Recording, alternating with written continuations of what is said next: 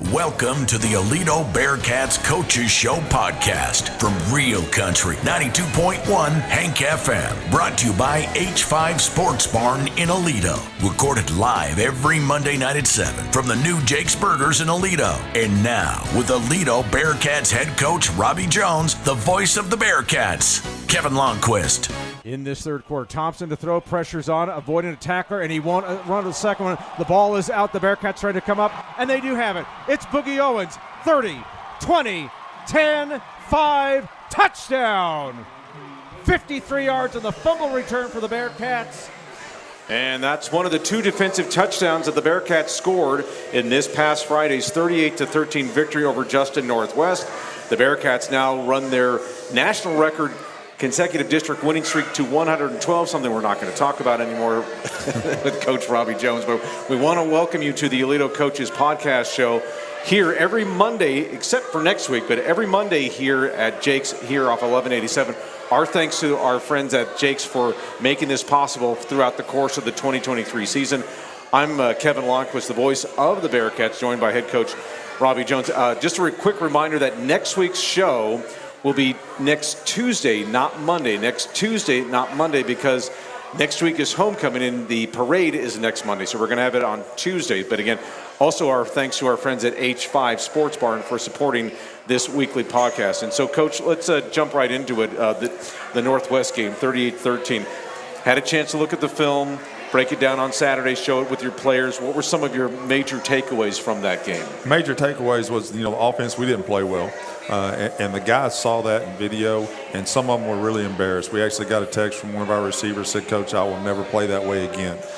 So, kids took accountability to the fact that they didn't play their best. And we're going to try to regroup this week, work a little bit harder in practice, and have a better showing. It's easy for people to look at maybe the sluggish performance, as you said at halftime and even in the postgame show, about perhaps the Geyer fallout from that emotional 48-45 win. Did you sense that at all leading up to the game against Northwest, and and if you did, or even if you didn't, to what extent was it going to be a concern just playing the game on Friday? Yeah, that was a concern. A little letdown from we just played 2 big weeks and we played well offensively. Then we go into the week against Northwest, and we had some injuries. Of course, Caden Finley was injured and was going to be out. Colton McCoy had an injury that he was trying to fight through. Then we had some sickness where we had some receivers that were sick and not at practice. So we didn't have the whole group there all week, and it kind of showed. We'll remind you, too, on the second segment of our podcast, we're going to be joined by safety Boogie Owens as well as tight end Tyson Tim. So you'll want to stick around or at least play all the podcasts for that second segment, again, following this segment with Coach Jones. So let's talk about, you mentioned Caden Finley, who came down with the ankle injury against Denton Geyer, was not available to play last week again, or this past Friday against Northwest.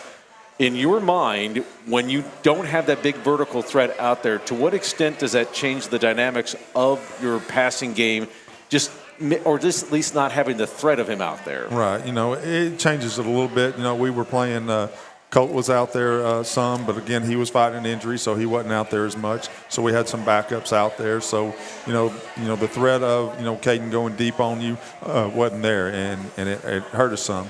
So only 13 attempts, but, this is the time of year when it comes to district play that you all want to make sure that your running game is getting established. And I kind of got the sense, despite how things went on Friday, that this is where you guys really start to earn your money, if you will, in terms of making your running game the dominant part of your offense, or at least showing that that's going to be carrying you forward deep into December.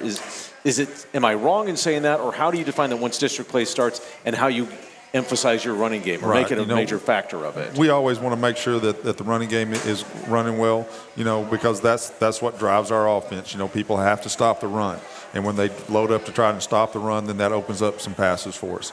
So we want to make sure that we've established the run and then be able to get those passes off. Ray Guillory, third consecutive game over 100 yards for you, and to start, couldn't have asked for a better way for him to transition into your program. Just what are you seeing from him now? And I know we talk about him every week, but it's a growth situation too with him. So what do you see from him now? Right. He's learning the system. He's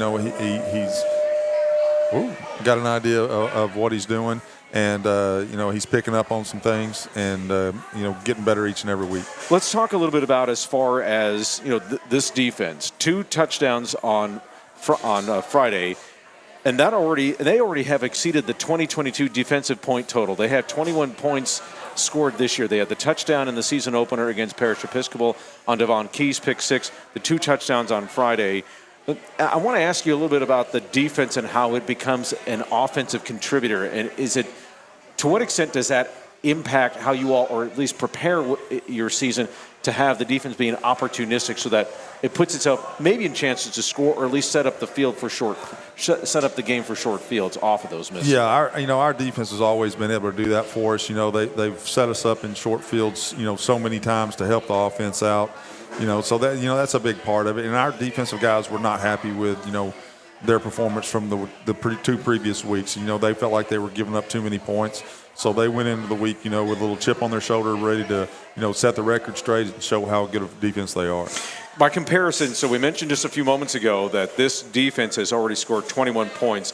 2022, we mentioned that as well. They scored 16 points. In 2021, they scored 80. And in 2020, they scored 50. Now, the Deacon gives us this number here. Between 2008 and 2022, this defense has averaged 49 points per season. I mean, that's 7 touchdowns in a season. You'll always, those are nice bonuses, but to have that kind of consistent average, Coach, I mean, it's better than a gift. I mean, that shows you how consistently good our defenses have been over the year. And every year we go into spring saying, hey, this is one of the best defenses we're going to see all year that we're going to go against all spring. And then the same thing, leading up into the first couple of weeks of fall, we're going up against those guys every day. So, we take pride in the fact that we play good defense at Aledo. There's one thing with coaches that they'll always talk about finding a way to punch the ball out wide, or defensive backs will kind of, if receivers are running down the field, try to come behind it with that kind of swing arm, kind of punch the ball out, or even sometimes or learning how to read a quarterback's eyes if they think they can get an interception. But what are some of the other traits, or I guess some of the principles that your defensive coaching staff can emphasize that helps generate turnovers like you all have created over the years? We have a turnover circuit that we do every week, and I'm not sure exactly what day that is because, like I said, I stay on the offense most of the time. Right. But I do see them doing, they have a turnover circuit. They have a tackling circuit that they do every week. But, it's a big emphasis for them to, create those turnovers. So they work on it, on a weekly basis. Let's look ahead to Azle this coming Friday. Game time is at 7 o'clock. I think finally we're going to get this one started on time based on the weather on this, but 6:30 is the pregame show on Hank FM, and then the kickoff at 7 o'clock. Hornets are 1-2. Their one win, by the way, was a field goal missed at the gun by Grapevine. I think Grapevine had a chip shot field goal right at the end on the last play of the game and missed it. And then Azle just opened up district play. They were one of the games that were caught in the weather on Friday night. They were delayed with Denton Ryan up there at the Collins Complex. They had to come back and finish it on Saturday. And Ryan wound up winning that game by a score of 49-7. Now, when you look at Azle, of course, Coach Jones, just talk a little about things that you see on tape with them. It looks like they played several quarterbacks against Ryan. And so just what do you see from them? They alternate quarterbacks. They have 2 quarterbacks. They got a senior quarterback and a junior quarterback. They alternate those guys, and they're trying to establish their identity offensively. I think right now it's really run-based. Their running backs had a pretty good season so far. So they're just trying to find themselves offensively.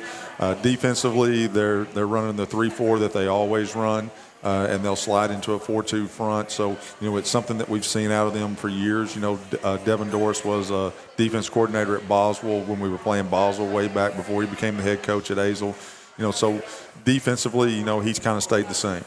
So in terms of just preparation for a game like this, what's going to be the things that you emphasize with your team as you all get ready for this? Because it's another step toward, qualifying for the playoffs, winning the district championship, all those things that come with the district season. Besides just focusing on our opponent, and stopping what they do best defensively, and then, exploiting their weaknesses with our offense, we got to work on ourselves and get better as a unit, offensively and defensively. And we also got to start getting healthy. We've got some guys that are going to miss the game, and another thing with that is, we got to get rid of, whatever this virus is that's going around the locker room.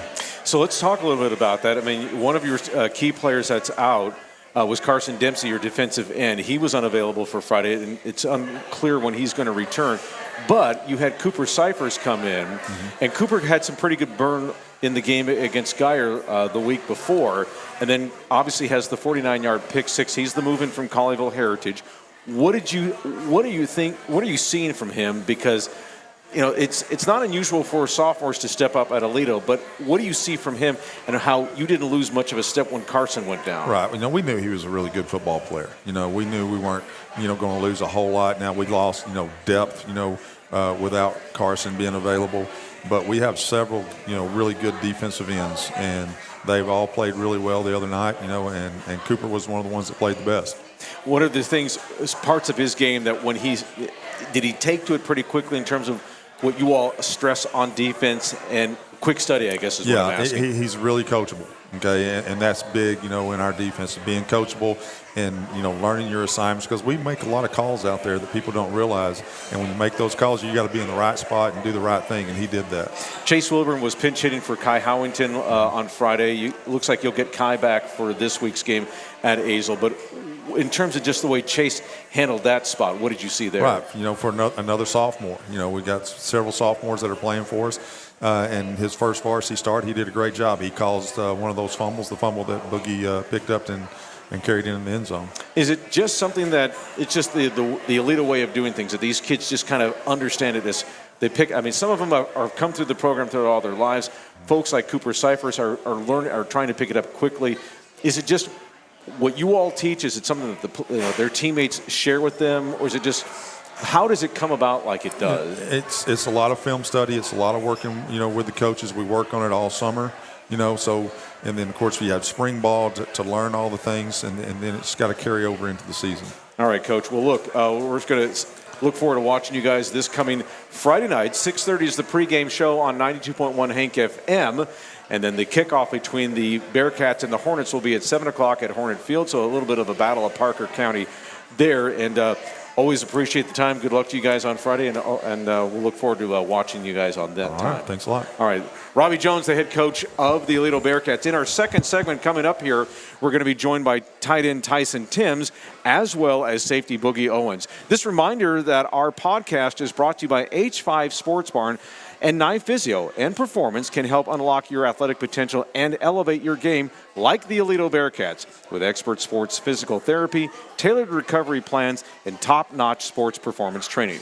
H5 Sports Barn, proud supporters of the Aledo Bearcats. Again, stick around. We're going to take a couple-minute breaks. We're going to get Tyson and Boogie up here, get them settled in, and then we'll continue on our podcast. Thanks for being here at Jake's on 1187.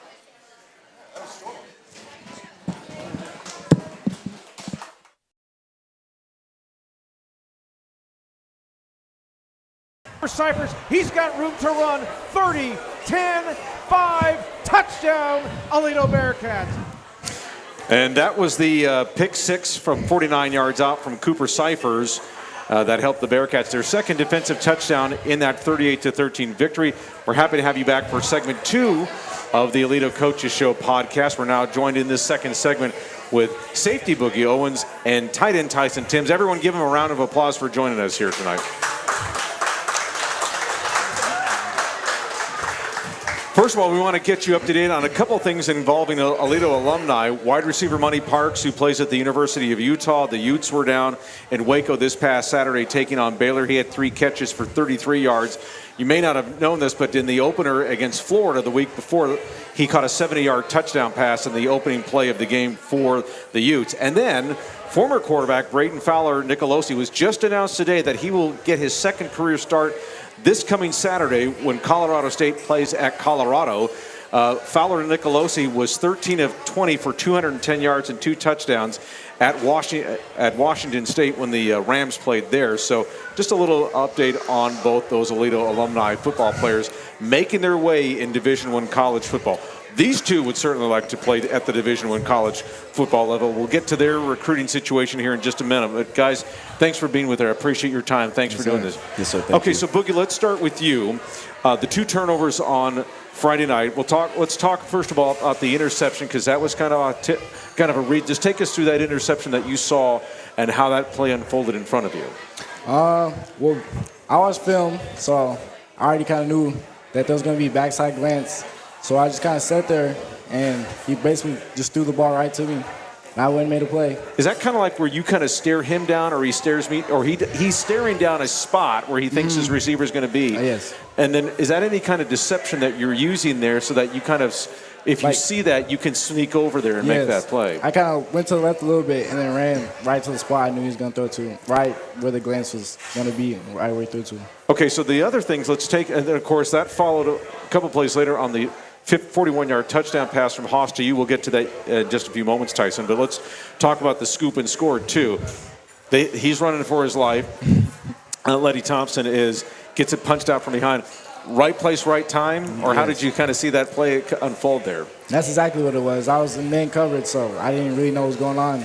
And I turned around and I see the ball just bouncing, so I went and grabbed it, saw open field, and scored. Now, the most important thing, too, is that you don't have a self-tackleization moment where you, like, trip and fall. Yeah.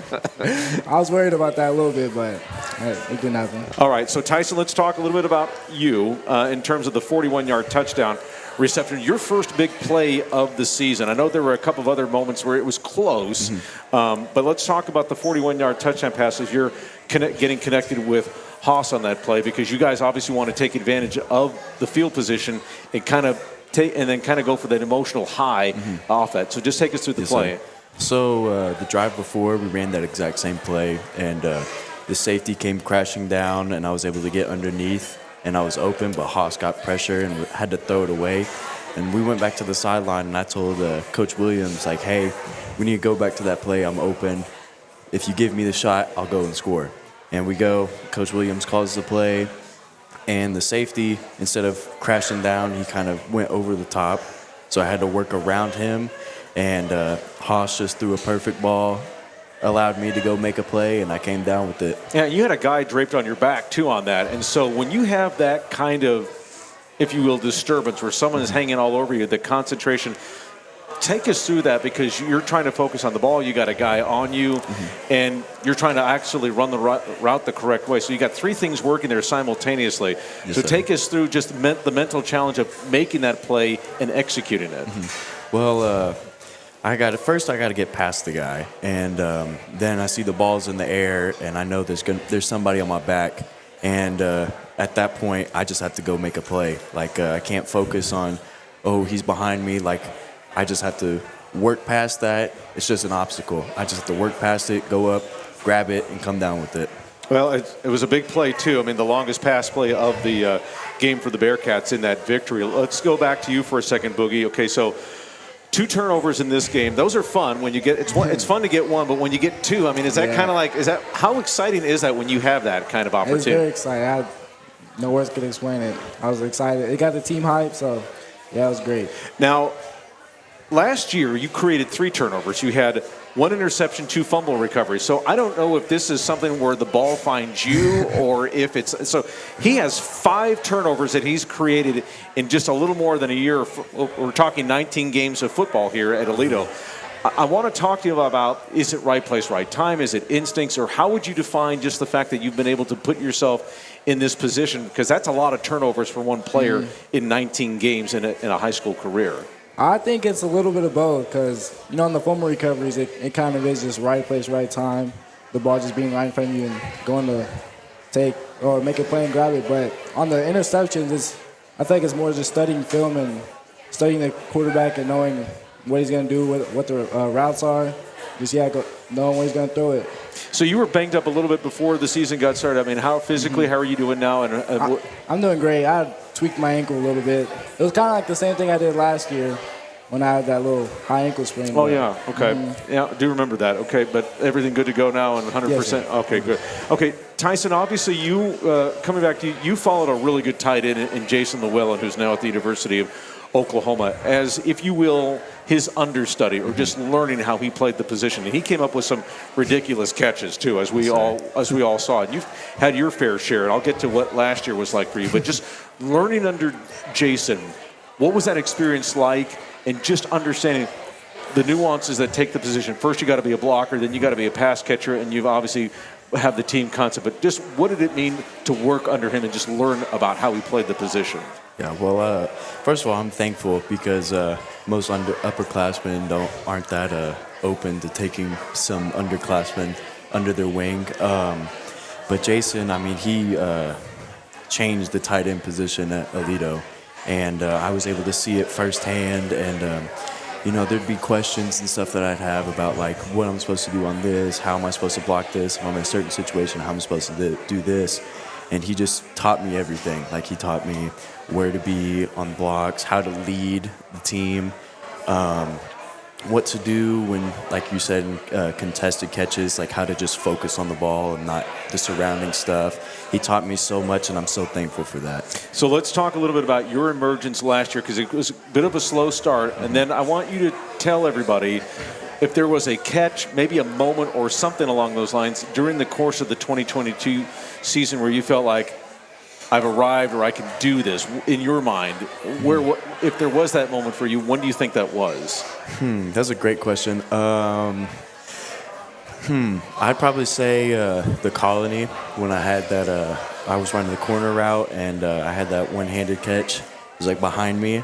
I think that was when I really realized oh, I can be like a legit playmaker and go out and compete with the biggest names. And then you were coming up with, as a pretty good, if you will, safe, a security blanket, if you will, for Haas, and just developing that relationship with him. How was that developed over the course of last year? And then how did it kind of, in your mind, hopefully improve what you all were doing in the off season? Well, I mean, it all started sophomore year, that summer. I mean, PC. I mean, it brings everybody together, the whole team, and I was trying to be like real close with Haas. To develop that chemistry, and we've just been working together. The whole team's just blood, sweat, tears. Everybody's joined in, but then Haas and I would go do our own separate stuff, and us and the receivers would go to work on that team chemistry, and so he's able to trust us. And then also he's the team captain, and I've been talking to him how I'm supposed to lead, how I did with Jason. And we just go back and forth, and he'll lead his quarterbacks and the O-line and stuff. And I feel like now it's my responsibility to lead the tight ends and the receivers. And then for Boogie, for you, obviously you're in a very talented secondary, 2 Division I cornerbacks with Jaden Allen and Chris Johnson committed to both Arkansas and Arizona State. Then your safety on the other side, and Jake Gillespie, committed to SFA. Just in working with those guys throughout the course of the offseason, what's been kind of the mantra for you guys to play at a level that you all want to? I know there's been some struggles in the first couple of games, but what's it been like, though, just working with those guys and helping that you guys can make another deep run? It's been great. They're all great guys. We all go work out with each other, and then me and Jake just have our own little chemistry to the safeties. And, of course, I go and do, training with Chris and Jaden. They're great players, and they teach me different things. And, yeah, we all just vibe off each other, yeah. Yeah, we're joined by safety Boogie Owens, as well as tight end Tyson Timms. And guys, I'm going to ask you about, you heard Coach Jones talk about this, how guys were not happy with the way they played against Justin Northwest. I want to take it from the player's perspective after you guys watch the film or just going through the game itself. Tyson, I'll start with you. What did you guys learn from that experience? It's a great to win by 4 scores, yeah. But playing to a standard and playing with emotions, what did you all take away from that? Was that's not us, that's not who we should be? Well, in the moment, I was like, what in the world's going on? Because we went and scored, and then we had 2 big 3-and-outs, and then the defense went and made 2, scored twice on defense. But then Saturday, I went and watched film, and I was watching very specific stuff, and I realized that we weren't blocking. and that we were jogging off of the line.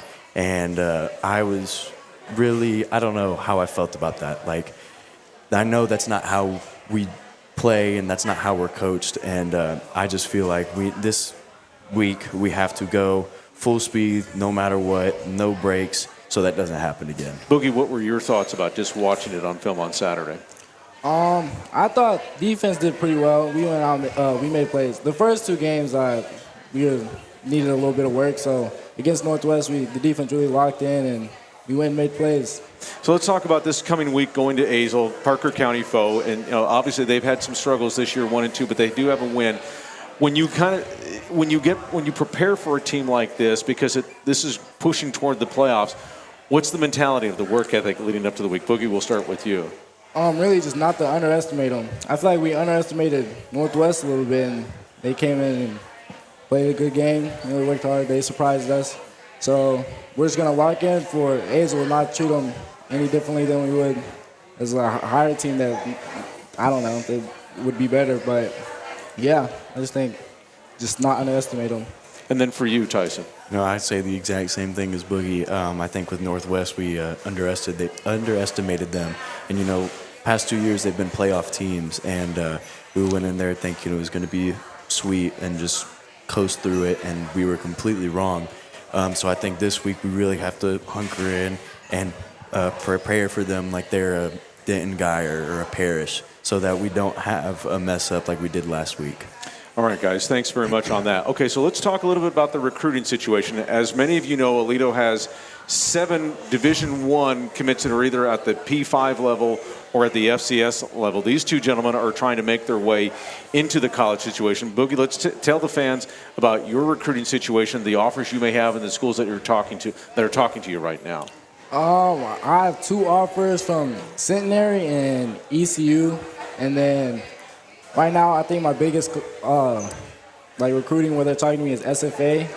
And then I have just a couple more D2 schools and small D1s just talking to me. Okay, and then for you, Tyson? So the biggest school that I'm talking to right now is Tulsa. But then I have offers from Lamar, which is in Texas, which we're down in Marco Beaumont. went. Yeah. Stetson, which is 15 minutes away from Daytona Beach.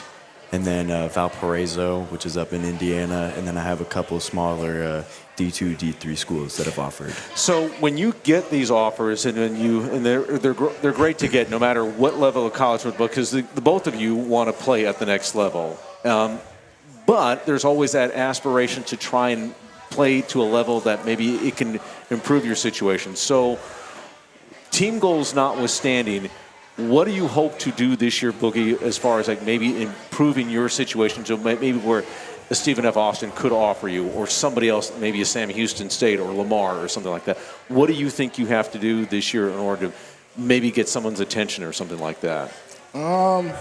Just improving my stats all around, more tackles a game probably. I need to make more plays that get me out there, maybe more picks or something. Just nice plays, and just improving my stats overall with everything. Okay, and then for you, Tyson? I'd say for me, the biggest thing is blocking. I think, me personally, I think I'm a pretty good blocker, but I've had a bunch of coaches just ask for just specific, just blocking highlights. So a big goal for me this year has been my blocking and try to put as many people in the dirt as I can. And then, of course, I just need more big plays. I can't have some 5-yard. If I get a 5-yard route, I need to take it instead of 10 yards like I did last year, take it 15, 20, maybe even to the house. So let's talk a little bit about trying to separate that. I mean, in terms of just the recruiting process itself while you're trying to play a football season. Is it easy to compartmentalize those two elements of a football season, or is there a challenge in that? Boogie, I'll ask you about or how do you see that? I mean, really, I just try to focus on playing football. I'm not really worried about all the colleges and stuff, because I feel like just playing football and going and doing me will allow me to, it'll do its own thing about getting offers and all that. So. Okay, and then for you, Tyson? I'd say the exact same thing as Boogie. I'm in high school right now, so I have to focus on high school football and focus on this season with my team. But, college is always in the back of my head. But I haven't really had a big problem with balancing the two.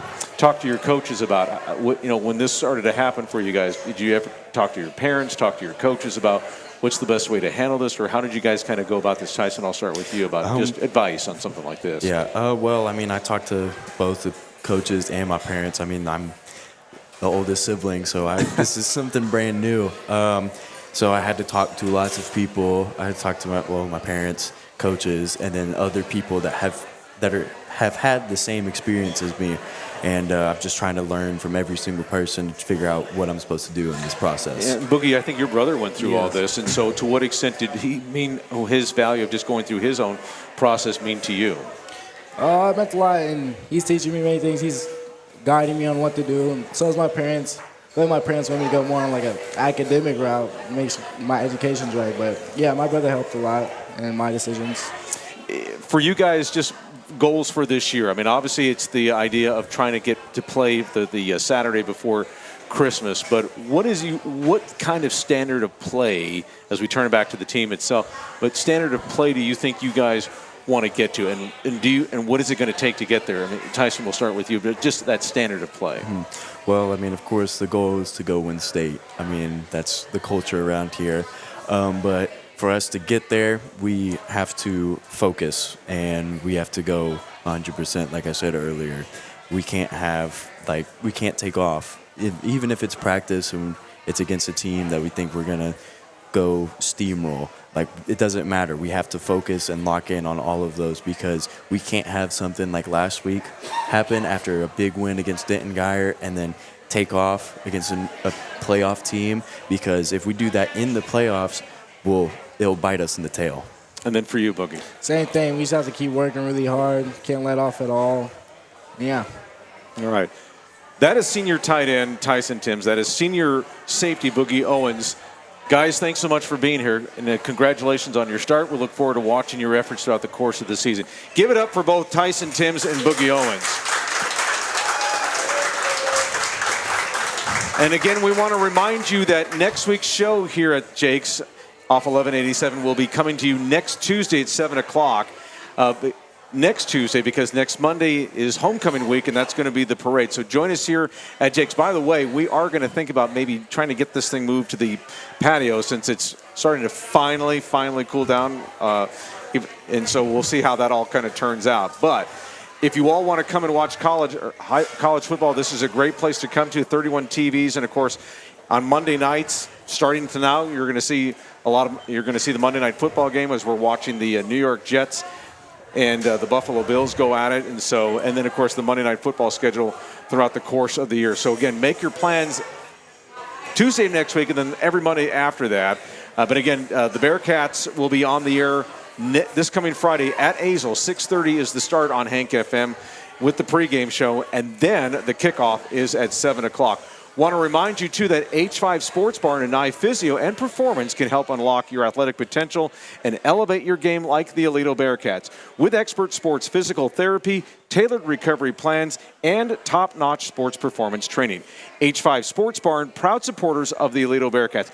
Thank you all for coming out. We will talk to you next Tuesday. Don't forget the Bearcats Friday in their Parker County rivals, Azle against the Hornets. 6:30 is the pregame show. 7 o'clock is the kickoff. I'm Kevin Lonnquist. Thanks for joining us. Have a great rest of your week. We'll talk to you Friday. Goodbye, everybody. Thanks for listening to the Aledo Bearcats Coaches Show podcast, brought to you by H5 Sports Barn in Aledo, with Bearcats head coach Robby Jones and the voice of the Bearcats, Kevin Lonnquist. Please like and subscribe to this podcast and tell a friend. You're also welcome to join us in person every Monday night at 7 from the new Jake's Burgers, 601 FM 1187 in Aledo. And then listen to every Aledo Bearcats game, home and away, live on 92.1 Hank FM, on the free 92.1 Hank FM app, or online at 921hankfm.com. The Aledo Coaches Show podcast is a production of Real Country, Hank FM.